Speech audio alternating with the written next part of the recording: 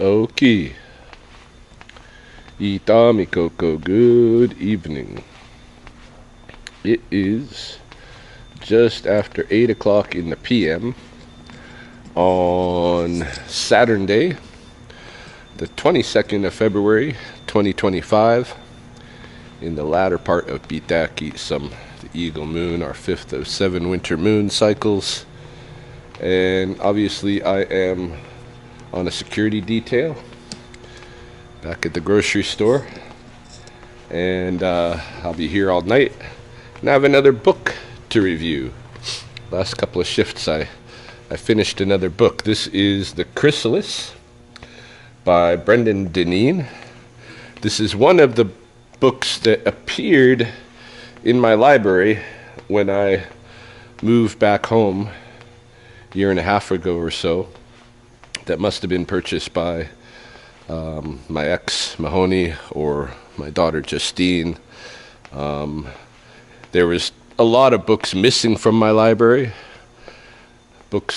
especially books that I particularly enjoyed, were gone. But there are other books there now, a lot of novels, horror novels like this, and kind of superhero novels. And I'm probably going to work my way through all of those. Well, there's not a whole ton of them or anything, but what books have been left there, I'm probably going to work my way through them, choose which ones I want to keep in my library, choose which others I want to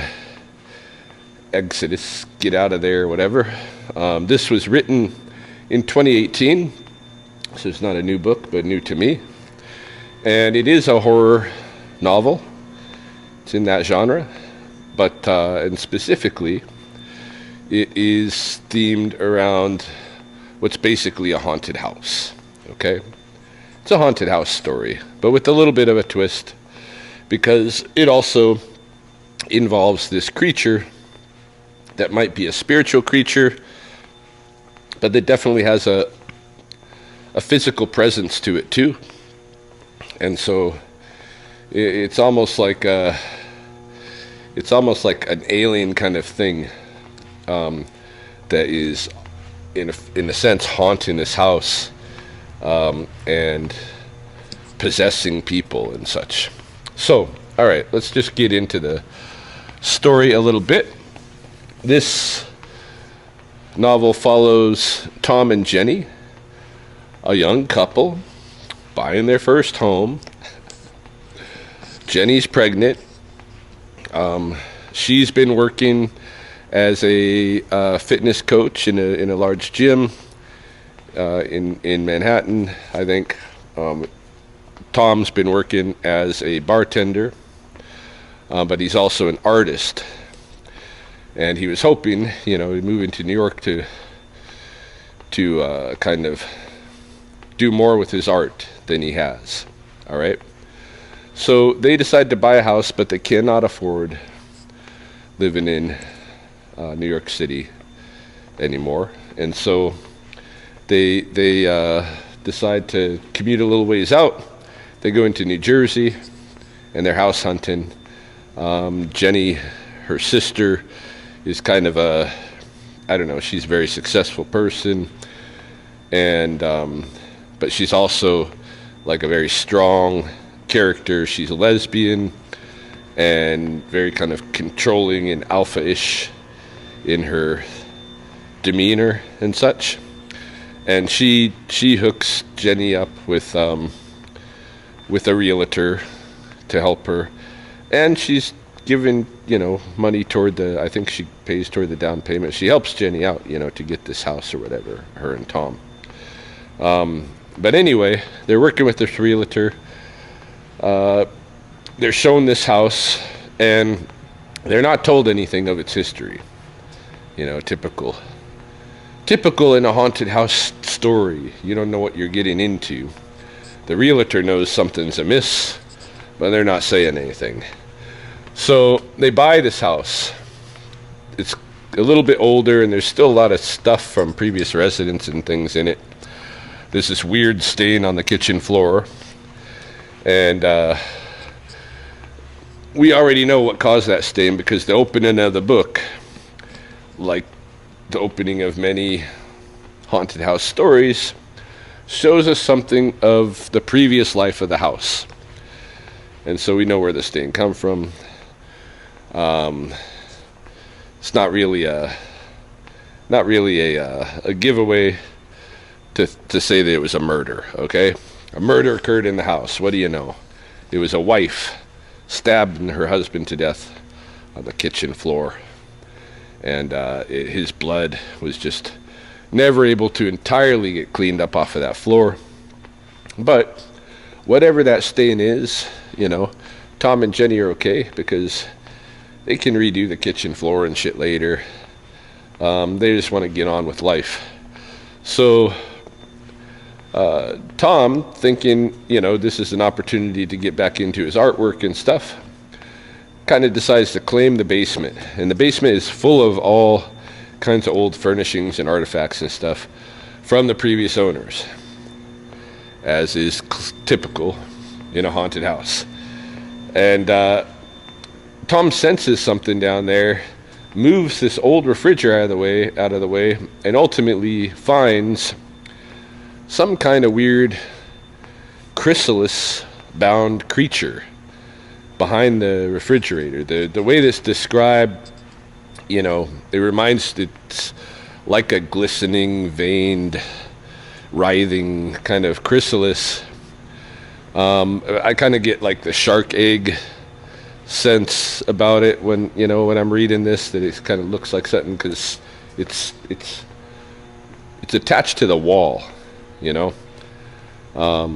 behind this refrigerator. But anyway, Tom decides to touch it, and something weird happens to him when he touches it. He gets a high, basically. He gets a high. And the descriptions of that high that he gets, that repeatedly, because of course, now that he's gotten that high once, he starts going back to the chrysalis to get it again. But the descriptions of the high were, pretty, I don't know. They seem to be kind of pulled back. They didn't bring me closer into the story. They didn't make me feel what Tom was sensing. And not only the descriptions of the high, which occur every time, like throughout the book, that he is seen there touching that chrysalis, he gets different levels of this high from it. But also, after experiencing this and engaging with this chrysalis, as time goes by, Tom begins having weird hallucinations. He'll be engaged in some normal activity with one of his friends or Jenny or neighbors or something, and all of a sudden he's visualizing violence and death and bad shit, and he kind of comes snapping to and stuff.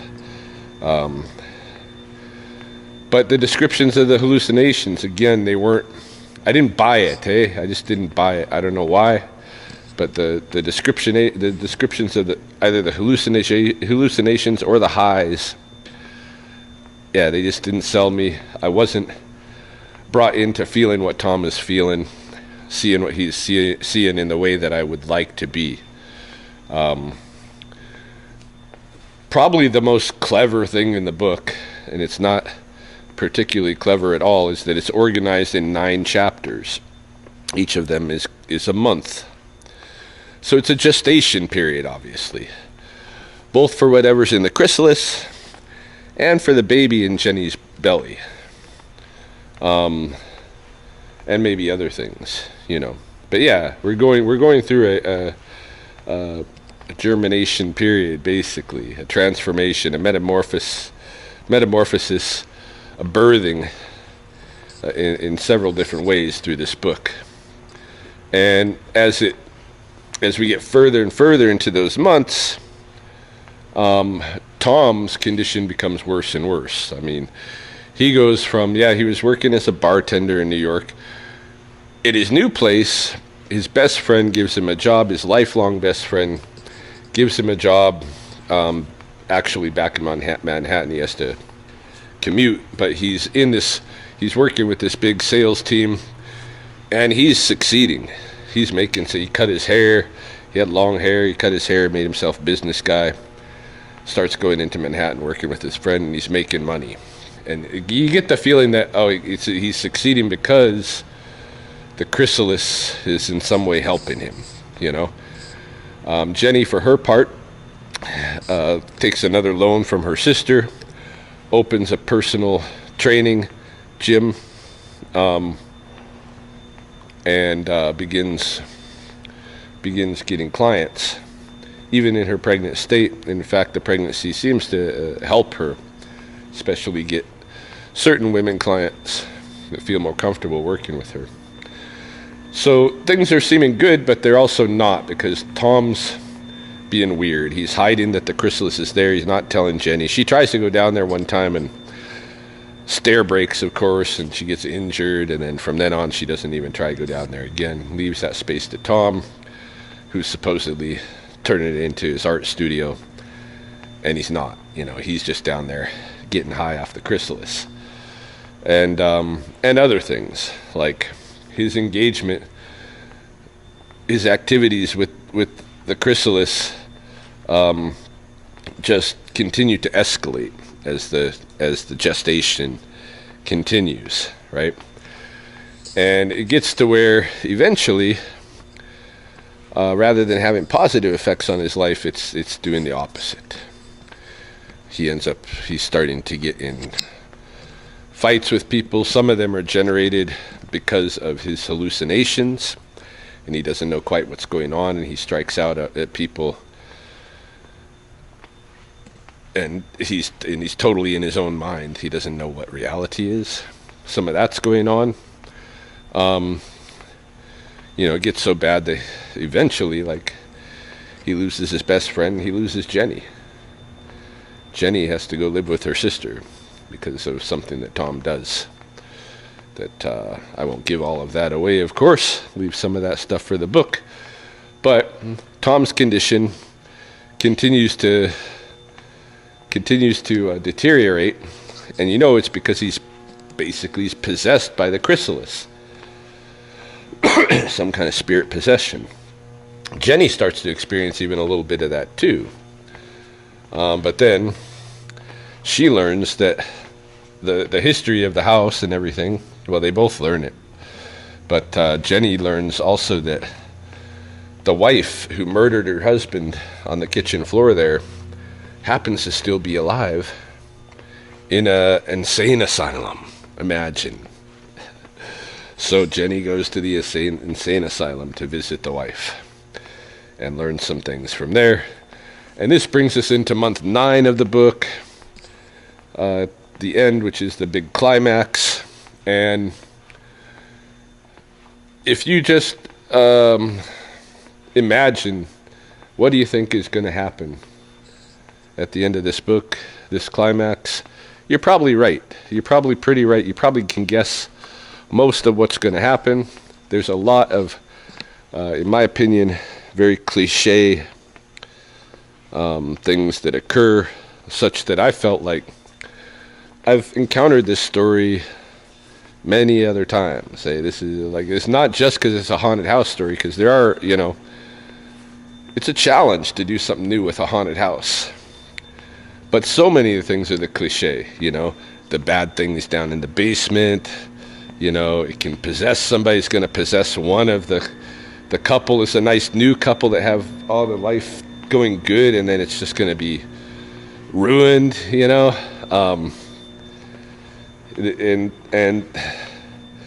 at the climax, of course, there's going to have to be a major encounter with the thing that births out of that chrysalis. And when we come to the description of that, that's where you hope for it to be just terrifying. But I was not terrified. I was right engaged with the story, but the descriptions did not make me feel at all, or as much of what the characters are feeling as I felt like I should, So it's a disappointment. It's a disappointment. Do I think they could have, the the guy could have salvaged the story by doing it a different way. I don't know if he would have improved the descriptions. It's still a story that's a cliche story for the most part. It's a straight and cut haunted house possession story, with the only twist is that the thing is not a ghost from the past, but this kind of living creature. And we do get an etymology, like where this thing came from, how it got to be in the house, and all of that. We do get background on it. We learn about it, and when we see it, I don't know. To me, I wasn't. It was an anticlimax. It was an anticlimax, and at the same time, of course, as the Chrysalis gives birth to this creature, and as you might imagine, there's crazy stuff going on. Jenny is also having her baby, right? And so it's a dual birth, and there's some other things, of course, that go on. Hey, there's birds, and then there's deads, and then there's other things, right? So I'm not, without giving it away, I can't really talk about a lot of that stuff. But at no point was I surprised in the book, and in fact, if anything, I was like, oh yeah, that's exactly what I thought was going to happen. Oh yeah, they're using this trope. It's pretty much the same story I've seen too many times. So my review of this book, I mean, if you like haunted house possession stories, and you might want to check it out. I do like a good haunted house possession story, but I just was not scared by this story, and I wasn't blown back by its creativity or anything. So to me, I'm gonna take this off of my library shelves, right? This is either going back to Mahoney, or it's probably gonna get donated to one of the little libraries of Lethbridge. It's not something I'm gonna read again. It's not something I'm ever gonna pull off my shelf and give it to somebody. Oh, read this. This is a good book. No, this is a book with a lot of cliche aspects to the story. Decent writing, but not written well enough to make me feel the fear or the anguish or any of the real emotive components of the characters. And I guess I was kind of just glad when it was done. I can move on to a next book and stuff. So if I had to give it a thumbs up or thumbs down, I'd be giving it a thumbs down. If I had to give it so many stars out of 5, say, I might give it 2 stars. It's not terribly written or anything. It's just not. I just wasn't caught up in it, and maybe somebody else would be, But to me, it just didn't push my buttons. Even though I was looking for a haunted house story. I mean, it's like a picture of a house, dark, and it says, "Don't go in the basement." You know what that's what that's going to be about, right? It's going to be some kind of haunted house type story. So that's what I was looking for in pulling this off my shelf and giving it a read, but not overwhelmingly impressed by it. So that is my review, and moving on to some other books now. So I guess I'll keep the reviews coming for as long as I'm motivated to continue reading on these security shifts.